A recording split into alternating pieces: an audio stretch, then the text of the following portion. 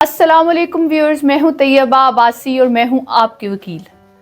Criminal trial और अदालती कार्रवाई का एक और सेशन, और यकीनन ये कंक्लूडिंग सेशन, बिकॉज़ हमने पूरे ट्रायल को डिस्कस किया, हर स्टेज को, हर एपिसोड में, और यकीनन वो सारी एपिसोड्स जो कि एफआईआर और किसी अदालती कार्रवाई से लेके आखिर तक जिसमें फ़ाइनल ट्रायल का कंक्लूजन सबको एक एक एपिसोड में डिस्कस किया। यकीनन आपने वो सारी एपिसोड्स देखी होंगी। आज के एपिसोड में हम ये डिस्कस करेंगे कि किसी केस में जब क्रिमिनल ट्रायल का कंक्लूजन होता है, फैसला होता है, तो फैसला क्या होगा और फिर उसके क्या नतीजे होंगे, और फिर उसके बाद किसी भी शख्स के पास जो एफआईआर करवाता है या जिसके खिलाफ एफआईआर होती है, उन दोनों के पास क्या रेमेडी है।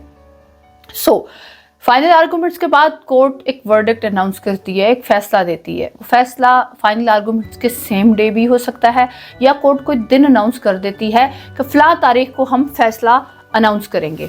अब उसमें सबसे टेक्निकल चीज़ ये होती है कि अगर मुल्ज़िम जिसके ख़िलाफ़ फ़ैसला होना होता है, अगर वो फ़ैसले वाले दिन उधर मौजूद होता है और वो फ़ैसले को खुद सुनने के लिए आता है, तो अगर फ़ैसला उसके ख़िलाफ़ है तो पुलिस उसे उसी जगह से मौके से गिरफ़्तार कर लेती है और उसको जेल भेज दिया जाता है।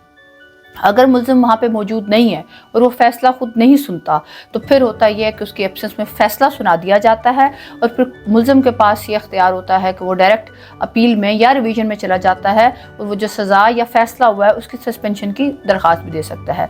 ऐसे केसेस में नॉर्मली बेल के स्टेज पे भी फ़ैसले के वक्त और फाइनल डिसीजन के फ़ैसले के वक्त भी क्लाइंट्स को लॉयर्स ये सजेस्ट करते हैं कि वो फ़ैसले को खुद ना सुने और किसी खिलाफ फ़ैसले आने को फिर ताकि हम रेलिवेंट अदालत में चैलेंज कर सकें, और ताकि हमारा जो क्लाइंट है वो जेल ना जाए और अरेस्ट ना हो, और उससे पहले हम उसकी अपील या रिवीजन फाइल करते हैं।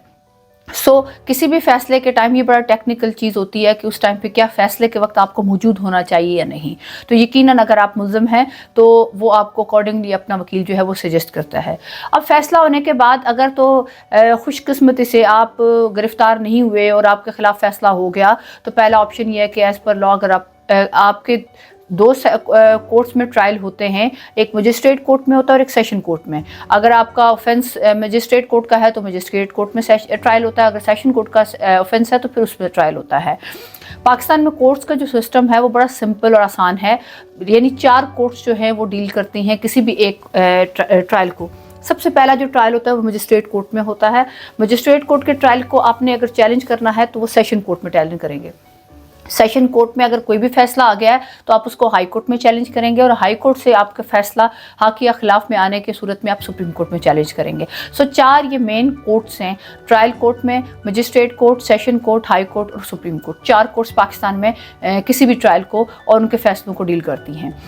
मजिस्ट्रेट कोर्ट से ट्रायल का फैसला होने के बाद रिवीजन या अपील अकॉर्डिंग टू आपकी सज़ा और आपके ऑफेंस के हिसाब से सेशन कोर्ट में होगी। अगर आपका ट्रायल सेशन कोर्ट में हुआ तो आपके ऑफेंस या सज़ा के हिसाब से आपकी अपील हाई कोर्ट में या रिवीजन फाइल होगी। और हाई कोर्ट से फैसले के बाद, क्योंकि वो उस कोर्ट में ट्रायल हाई कोर्ट में नहीं होता, तो हाई कोर्ट में अगर कोई अपील या रिवीजन फाइल हुई तो उसके फैसले के खिलाफ सुप्रीम कोर्ट में जा सकते हैं आप।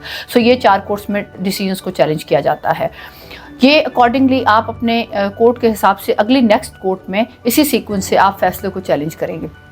फैसले को चैलेंज करने के साथ आप एक एप्लीकेशन देते हैं जिसको सस्पेंशन ऑफ सेंटेंस कहा जाता है, यानी अगर आपको किसी फैसले में सज़ा दे दी गई तो कोर्ट में ये एप्लीकेशन उस अपील या रिवीजन के साथ फाइल की जाती है कि इस केस में जब तक इस केस का फैसला होता, हमारी अपील का या रिवीजन का, इस सज़ा को सस्पेंड कर दिया जाए, यानी मुअत्तल कर दिया जाए। जिस तरह एक रिसेंटली हमारे एक पीटीआई के लीडर थे, उनके खिलाफ उनके हक़ में एक फ़ैसला और उसमें वक्ती तौर पर सज़ा को मुअत्तल किया गया, तो उस पर हमने एक वीडियो भी बनाई और आपको डिस्कस किया कि सज़ा मुअत्तल होना और सज़ा ख़त्म होना या बरी होने में क्या फ़र्क होता है।